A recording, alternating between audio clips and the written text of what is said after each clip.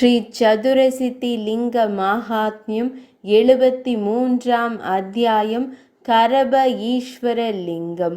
குறிப்பு: அயோத்தி மன்னர் வீரகேது ஒருமுறை வேட்டையாடும் போது ஒட்டகத்தால் ஏமாற்றப்பட்டார். அதை அரசர் அம்பினால் எய்தினார்.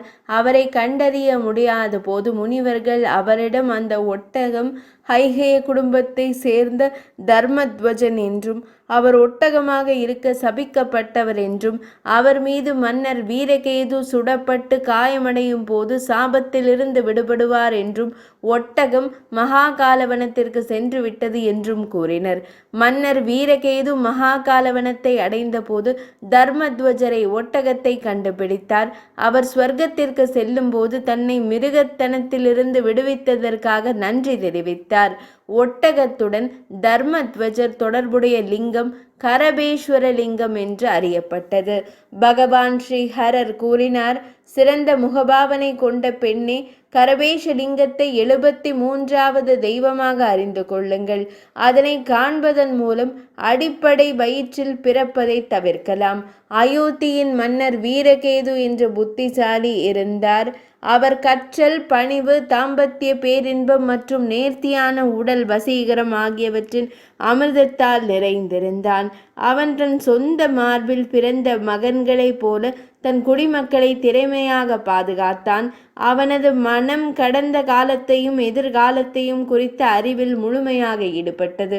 ஒரு நாள் மன்னன் மான்கள், யானைகள் மற்றும் சிங்கங்கள் நிறைந்த புலிகள் மற்றும் சம்பரங்கள், மான்களின் இனங்கள் நிறைந்த அடர்ந்த காட்டிற்கு சென்றான். எதிரியின் வீரர்களை அழிப்பவன் பல்வேறு வகையான காட்டு விலங்குகளை கொன்றான். மான்கள், எருமைகள் மற்றும் பன்றிகள், ஆயிரக்கணக்கான மிருகங்கள், பறவைகள் மற்றும் மான்களால் நிறைந்த முழு காடும் முழுமையாக கலங்கியது. அந்த மன்னனால் முழு காடும் அனைத்து வேட்டையாடும் விலங்குகளையும் இழந்தது. அந்த அடர்ந்த காட்டில் இரை தேடும் இவ்விலங்குகளை காண முடியாத போது அரசர் ஒரு கரபாவை ஒட்டகத்தை முட்டுக்களில் வளைந்த அம்புகளால் துளைத்தார். ஆனால் தேவி அவர் தாக்கப்பட்டிருந்தாலும் அந்த கரபா விரைவாக அம்பை எடுத்து சென்றது. அரசர் பார்த்து கொண்டிருந்த போது அவர் நழுவிச் சென்றார். வலிமை மிக்க அரசர் உடனடியாக கரபாவை பின்தொடர்ந்தார். தட்டையான பாதங்கள் கொண்ட ஒட்டகம் சாய்வான பகுதியில் ஓடியது. தேவி சிறிது நேரத்தில் பல யோஜனைகள். அவனது இளமை, மனப்பான்மை மற்றும் அவனது இதய வலிமை காரணமாக தன் குதிரையில் ஏறிய மன்னன் வில் மற்றும் வாளுடன் அவனை பின்தொடர்ந்தான். கடக்கக்கூடிய அனைத்து ஆறுகள் மற்றும் ஓடைகள், குட்டைகள் மற்றும் காடுகளை கடந்து மன்னன் காட்டு மிருகத்தை பின்தொடர்ந்தான். தேவி ஒட்டகமும் சில நேரங்களில் அரசரின் கைக்கு எட்டும் தூரத்தில் வந்தது. ஆனால் உடனடியாக மிக விரைவாக ஓடியது. பின்னால் இருந்தும் பக்கங்களில் இருந்தும் அழகிய அம்புகளால் தூண்டப்பட்டு கரபா அவ்வப்போது அவன் அருகில் வந்தது. மீண்டும் வேகம் அதிகரித்தது. பக்கவாட்டில் அது காணப்பட்டது. மீண்டும் வேகம் அதிகரித்து மீண்டும் பக்கவாட்டில் காணப்பட்டது. ஆனால் விரைவில் முன்னால் வரவில்லை. பின்னர் மிகவும் பயங்கரமான காட்டிற்குள் நுழைந்த கரபா என்ற கழுதையானது விரைவில் மறைந்தது. அரசர் காட்டின் ஆழத்திற்குள் நுழைந்தார். மேலும் முன்னேறி அரசர் முனிவர்களின் ஆசிரமத்திற்கு வந்தார். தனது குதிரை சோர்வாக இருப்பதை கண்டு அவர் அமர்ந்தார். வில்லுடன் ஆயுதம் ஏந்திய அரசரை சோர்வாகவும் பசியாகவும் கண்டதும் முனிவர்கள் அவரை அணுகி முறையாக மரியாதை செய்தனர். அவர்கள் வழங்கிய விருந்தோம்பலை முறையாக ஏற்றுக்கொண்ட மன்னர் அவர்களின் தவழும் புனித சடங்குகளும் செழித்ததா என்று அவர்களிடம் விசாரித்தார். அரசரின் வார்த்தைகளுக்கு ஏற்றவாறு அவரிடம் பதிலளித்த துறவிகளும் முனிவர்களும் அவர்கள் என்ன நோக்கத்திற்காக அவர் என்னிடம் இருந்தார்கள் என்று கேட்டார். மென்மையான ஐயா, இந்த தவ தோப்பிற்கு வர உங்களுக்கு என்ன சிறப்பு இன்பம் கிடைத்தது? மனிதர்களின் தலைவரே, நீங்கள் உங்கள் மீது வாளை ஏந்தி வில் மற்றும் அம்புகளை ஏந்தியபடி நடந்து வந்தீர்கள். மரியாதை அளிப்பவரே, இதை நாங்கள் தங்களிடமிருந்து அறிய விரும்புகிறோம். நீங்கள் எங்கிருந்து வந்தீர்கள்? நீங்கள் எந்த குடும்பத்தில் பிறந்தவர்? உங்கள் பெயர் என்ன? கூறுங்கள் அரசரே. அப்போது மனிதர்களின் தலைவரான மன்னர் அந்த பிராமணர்கள் அனைவருக்கும் தனது குடும்பம் மற்றும் கோத்திரம் குறித்த அனைத்தையும் உண்மையாக கூறினார். புகழ்பெற்ற பிராமணர்களே, நான் இக்ஷ்வாகு குடும்பத்தில் பிறந்த மன்னர் வீரகேது. ஆயிரக்கணக்கான மான் கூட்டங்களை வேட்டையாட நான் இங்கும் அங்கும் அலைந்து திரிகிறேன். நான் ஒரு பெரிய படையுடனும் உதவியாளர்களுடனும் அமைச்சர்களுடனும் வந்திருந்தேன். அடர்ந்த காட்டில் ஒரு மான், பன்றி, எருமை, சித்தாள், முயல் அல்லது எல்க் ஆகியவற்றை நான் காணாத போது ஒரு கரபா வளைந்த முட்டுக்களை கொண்ட ஒரு அம்பால் தாக்கப்பட்டது. நான் கண்டு கொண்டிருக்கும் போதே அவர் ஒரு கணத்தில் அம்பை எடுத்து சென்று மறைந்து விட்டார். அவர் வேகமாக ஓடும்போது அவரை பின்தொடர்ந்து நான் தற்செயலாக இந்த காட்டிற்கு வந்தேன். என் மகிமையையும் நம்பிக்கையையும் இழந்து சோர்வு காரணமாக மெலிந்து நான் தங்களிடம் வந்துள்ளேன். உண்மையில் துறவிகள் எல்லாம் அறிந்தவர்கள், எல்லாம் உங்களுக்கு தெரியும். நீங்கள் மதிப்பிற்குரியவர்கள். எனவே இந்த சந்தேகத்தை தெளிவுபடுத்துவதற்காக வைக்கிறேன். அந்த கரபா என்னை எங்கே தாக்கியது? ஒரு அம்பு போய்விட்டதா? அதை நான் எப்படி புரிந்து கொள்ள முடியும்? துல்லியமாக கூறுங்கள்.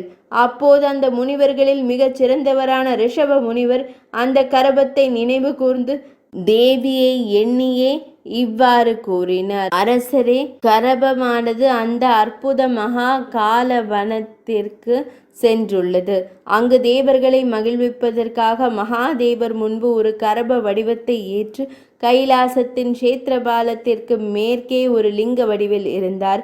அரசரே, அதன் அருகில் மோதக பிரியன் என்ற விக்னேஸ்வரான விநாயக பெருமான் இருக்கிறார். அரசரே, தேவர்களின் பணியை நிறைவேற்றுவதற்காக அவர் பிரம்மதேவரால் வணங்கப்பட்டார்.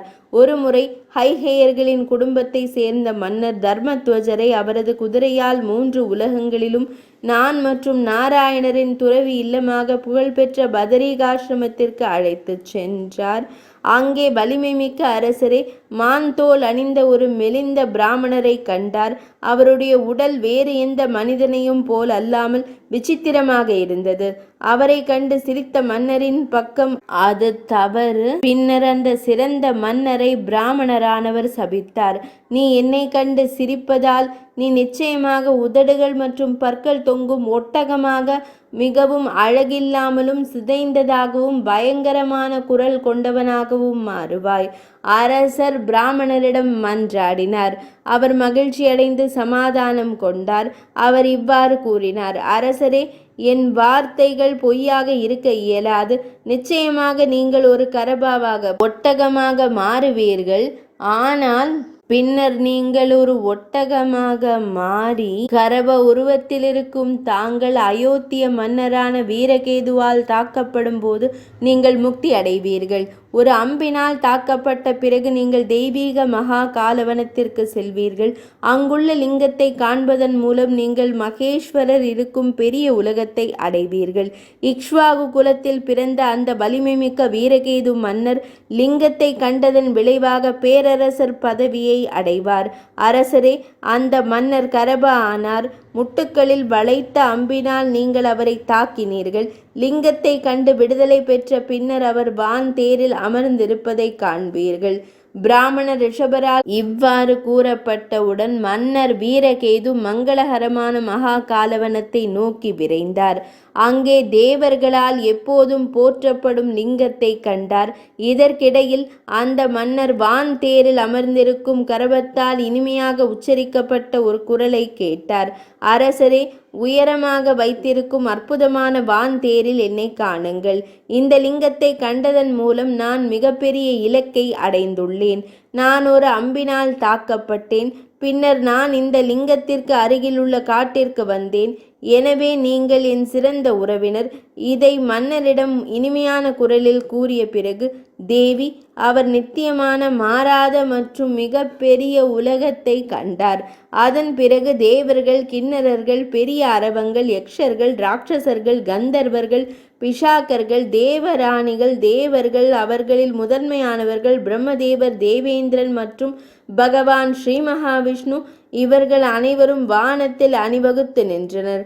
அற்புதமான விஷயத்தை காண ஆவலுடன் அவர்கள் மகிழ்ச்சியுடன் அங்கு வந்தனர். லிங்கத்தை கண்டதன் விளைவாக விடுவிக்கப்பட்ட கரபம் பிரகாசித்து விமான தேரில் அமர்ந்திருப்பதை கண்டதும் அவர்கள் பல்வேறு வகையான பிரார்த்தனைகளால் அதை புகழ்ந்தனர். கிரீடம் பல சிறந்த இரத்தினங்களால் பிரகாசமாக எரிந்தது. அது 1,00,00,000 சூரியன்களின் பிரகாசத்தை கொண்டிருந்தது. அது முழு பிரபஞ்சத்தையும் மகிழ்வித்தது. சிறந்த மகத்துவத்தை கவனித்த பிறகு தேவர்கள் அதற்கு ஒரு பெயரை சூட்டினர். கரபா லிங்கத்தை கண்டதன் மூலம் விடுதலை பெற்றதால் சந்தேகத்திற்கு இடமின்றி 3 உலகங்களிலும் கரபேஸ்வரர் என்று அறியப்படும். இது பக்தர்களை மிருகத்தரமான கருப்பைகளில் பிறப்பதிலிருந்து விடுவிக்கும்.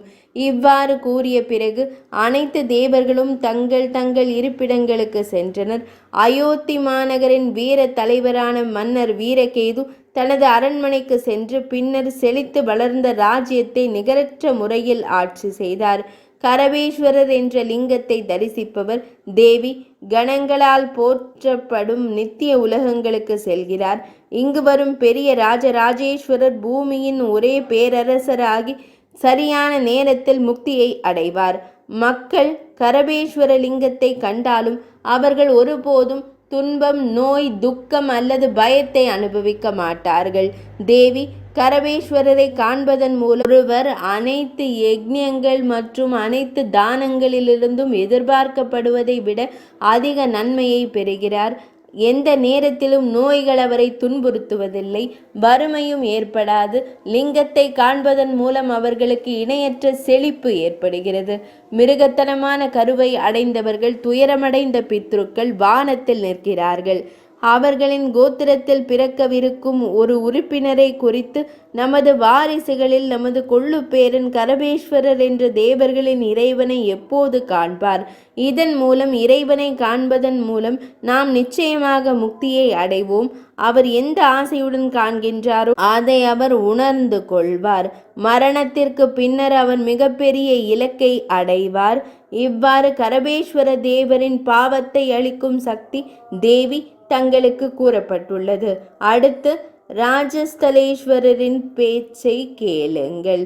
73ஆம் அத்தியாயம் இனிதே நிறைவடைந்தது.